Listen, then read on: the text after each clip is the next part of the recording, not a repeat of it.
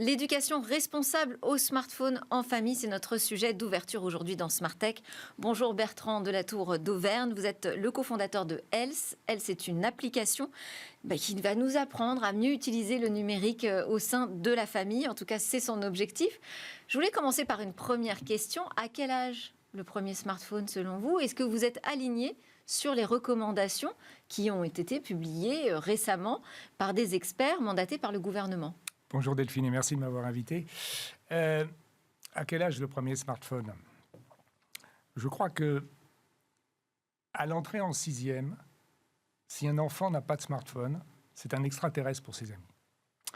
Donc, je ne sais pas si on peut imposer un âge ou si c'est l'environnement qui va imposer un âge. Alors, ce que disent les recommandations, c'est oui, un smartphone, mais sans Internet. Oui, mais un smartphone sans Internet, c'est un téléphone à clapet sur lequel on téléphone. Je ne sais pas si vous êtes très jeune, donc je ne sais pas si vous avez les enfants, mais vous-même, de votre côté, est-ce qu'autour de vous, vous avez des enfants dont vous vous apercevez qu'ils passent un temps incommensurable sur leur smartphone et que ça a des conséquences sur leur vie quotidienne, sur leurs relations sociales, sur la manière dont ils se comportent ? Notamment en famille. Tout le monde le constate, oui. Il y a toutes sortes d'expériences aujourd'hui avec le smartphone. Est-ce qu'on peut faire d'un cas particulier, un cas général, je ne sais pas.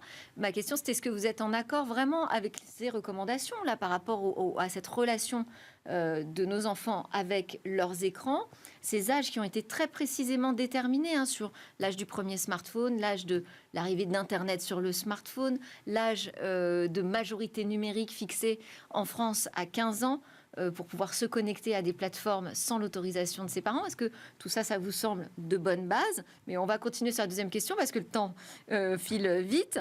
Qu'est-ce que vous considérez justement comme une utilisation raisonnée des écrans? Parce que vous nous parlez de ça avec l'application Else. Je pense qu'il faut d'abord, avant toute chose, qu'il y ait un dialogue à l'intérieur de la famille. Lorsqu'on impose à un enfant un temps d'écran, une forme de Big Brother qui va l'empêcher d'utiliser quelque chose, c'est une source de conflit. Donc, la psychologie intrafamiliale, c'est ce qui motive toute notre entreprise. Plus qu'une question de temps, c'est une question d'apprentissage. Mais qu'est-ce que ça veut dire, apprendre à bien se servir du numérique? Les parents apprennent tout à leurs enfants. Ils leur apprennent à se nourrir, ils leur apprennent à marcher, ils leur apprennent à faire du vélo. Il faut leur apprendre à faire du smartphone. On ne peut pas dire que ça va dépendre de l'utilisation. Passer 1h30 à lire un livre sur un smartphone, on ne peut pas dire que c'est une utilisation qui soit négative. On est d'accord. Passer 1h30 sur TikTok, sur un smartphone, c'est pas tout à fait pareil. Donc c'est une question extrêmement qualitative, extrêmement psychologique, et c'est vraiment notre leitmotiv. Donc, selon vous, la solution, c'est pas tant le contrôle parental, finalement? Je n'aime pas le terme contrôle. Les enfants n'aiment pas être contrôlés.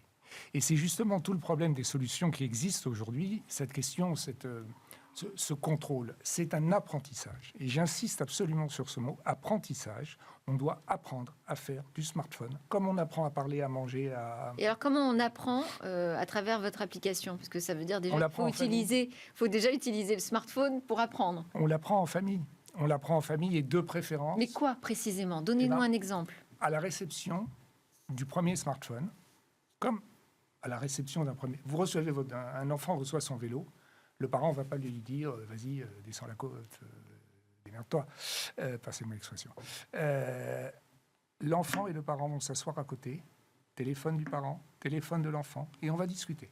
On va discuter et on va dialoguer de façon à ce que l'enfant accepte les règles qui ont été non pas imposées, mais discutées en famille, de façon consensuelle. Donc on passe comme un contrat, finalement. C'est une forme de contrat. D'ailleurs, ça se termine par la signature d'un contrat où on impose chacun son pouce sur le smartphone. Alors, il y a énormément de fonctionnalités, il y a énormément... Je n'ai pas le temps de les détailler ici, mais on s'est vraiment basé sur la psychologie, sur l'apprentissage sans contrainte, sur la psychologie, encore une fois, intrafamiliale, sur la manière dont les enfants perçoivent ce qui ne doit pas être une autorité, mais ce qui doit être, encore une fois, un apprentissage. Et c'est un apprentissage pour les enfants, mais pour les parents aussi, finalement.